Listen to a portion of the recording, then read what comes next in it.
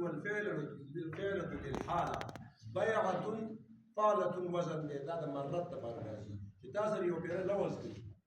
یباینک چې تا سره لوز کړي علی په دې خبره الله یشرکن بالله شیئا چې تو به د الله پاک سره شریک نه پیدا کوي ولا یسرقن او د زنانه غلاګانې نه کوي ولا یزنین او د زنانه زناګانې نه کوي ولا یقتلن اولادهن او د خپل اولاد نه وژني ولا یاتین ببهتان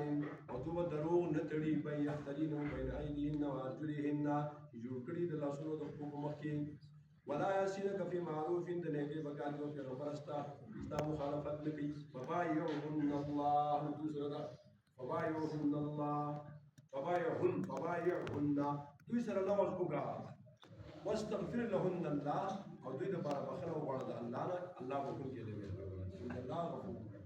دی هندي ځان ښودنو ځکه چې دی ډېر لوی جرم کړی ډېر لوی جرم یې کړی ځان یې نه ښودو پټه ناسته وه چې کله رسول الله صلی الله چې الله یشرکن بالله شیئا دا پکې چالاکه وه نو دې